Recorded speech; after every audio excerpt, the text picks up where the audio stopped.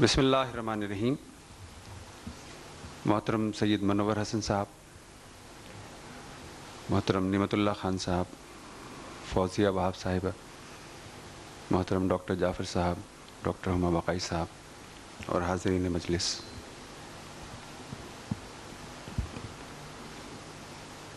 آج جس موضوع پر ہم گفتگو کے لیے یہاں موجود ہیں، میرے نزدیک اس کی اہمیت یہ ہے کہ اس پورے فریم کو سمجھے بغیر ہم انفرادی، اجتماعی، قومی اور بین الاقوامی زندگی میں نہ اپنی سمت کا تعین کر سکتے ہیں، نہ اپنے نہ صحیح نتائج کا حصول ہمارے لیے ممکن ہو سکتا ہے. اس میں ہماری پوزیشن کا کچھ بھی کیوں نہ ہو، ہمیں انڈرسٹینڈ کرنا چاہیے کہ یہ مسئلہ کیا ہے، کیوں ہے، اور اس کی جڑیں کہاں کہاں پیوست ہیں.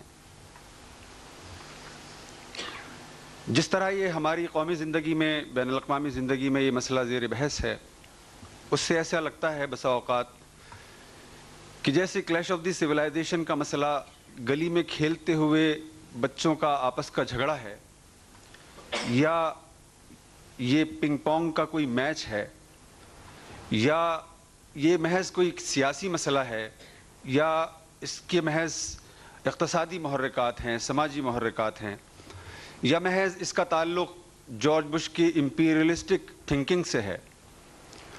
اور اس پر بہت ہی دلچسپ بات یہ ہے کہ کلیش آف دی سویلائزیشن کا ذکر آتا ہے تو صرف ایک نام کوٹ ہوتا ہے سیموئل ہنٹنگٹن کا، حالانکہ ہمیں دیکھنے کی ضرورت ہے کہ سیموئل ہنٹنگٹن کے یہ اپنے خیالات بھی، ہما نے ایک ریفرنس دیا ہے، میں ایک اور ریفرنس دیتا ہوں.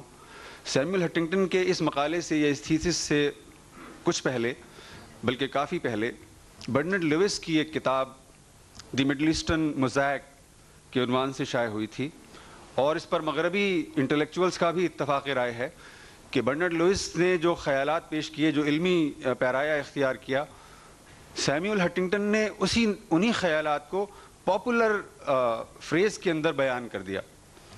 لیکن یہ برنارڈ لوئس کے بھی خیالات نہیں ہیں. اس سے ذرا کچھ پہلے 1960 کی دہائی میں مغربی دنیا کے جو دو بڑے ہسٹورین پیدا ہوئے ہیں 19ویں اور 20ویں صدی میں، ان میں سے ایک آرنلڈ ٹوائنبی، ان کی ایک چھوٹی سی کتاب جس کا عنوان تھا west and the rest. Bernard Lewis کے خیالات ان سے ماخوذ ہیں، اور یہ ٹوائنبی کے بھی خیالات نہیں ہیں. فرق یہ تھا کہ ٹوائنبی نے اصطلاح استعمال کی ہے انکاؤنٹر کی، جس کو برنارڈ لوئس نے انکاؤنٹر ہی کے تحت آگے بڑھایا، اور سیموئل ہنٹنگٹن نے اس کو کلیش سے تبدیل کر دیا. لیکن یہ بات ٹوائنبی تک محدود نہیں ہے. اس سے بہت پہلے 1920ویں صدی کے بالکل ابتدائی دہائی میں ڈکلائن آف دی ویسٹ شائع ہو چکی تھی، اسپینگلر کی، جو مغربی لٹریچر میں کلاسک کا درجہ رکھتی ہے.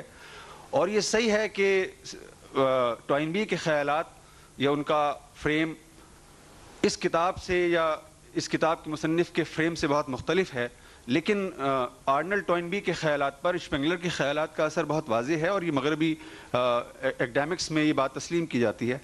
اور یہ مسئلہ محض اسپینگلر کا بھی نہیں ہے. اس سے بہت پہلے جب آپ نیٹشے کو پڑھتے ہیں، اس کی ایک ہی ہومو کو پڑھتے ہیں، یا 10 پہ ایک زرتشتہ پڑھتے ہیں، تو اس میں ماڈرن ویسٹرن سویلائزیشن کا ایک پورا فریم ورک موجود ہے، اور وہ ڈسٹنگ کرتا ہے کہ یہ کلاسیکل سویلائزیشن ہے، یہ ماڈرن سویلائزیشن ہے، اس کا فریم یہ ہے، اس کا فریم یہ ہے. اور اس کی شکایات کی ایک طویل فہرست ہے، جس میں اس نے سیاسی نظام پر اس کے اعتراضات ہیں، جمہوریت پر اس کے اعتراضات ہیں، تصور انسان پر اس کے اعتراضات ہیں، میوزک پر اس کے اعتراضات ہیں، لٹریچر پر اس کے اعتراضات ہیں. ڈسٹنگ کرتا ہے. اور نیٹشے کا اثر ماڈرن ویسٹرن سویلائزیشن پر اتنا گہرا ہے کہ اس کو نظر انداز کر کے ماڈرن ویسٹرن سویلائزیشن کے بارے میں ہم کوئی بات نہیں کر سکتے ہیں. لیکن یہ مسئلہ نیٹشے تک بھی محدود نہیں ہے.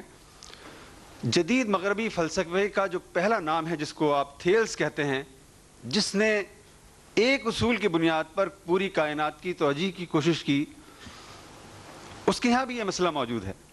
اس لیے کہ اس نے کہا کہ زندگی کی اور کائنات کی بنیادی حقیقت پانی ہے، اور اس نے اس سے ایکسپلین کرنے کی کوشش کی. اور اس کے بعد جو پورا ایک سلسلہ ہے مغربی فکر کا، اس میں کوئی آیا، کسی نے آگ سے اس کی توجیہ کی، اور یہ افلاطون تک آتا ہے ارسطو تک آتا ہے اور ارسطو سے پھر یہ ڈیکارٹ تک آتا ہے.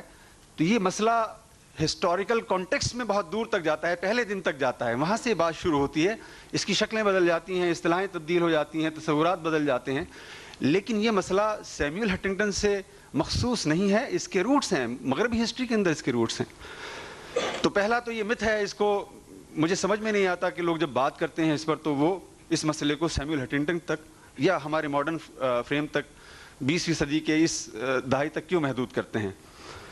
اگر آپ اسلامک پرسپیکٹو کی آپ بات کرتے ہیں تو یہ مسئلہ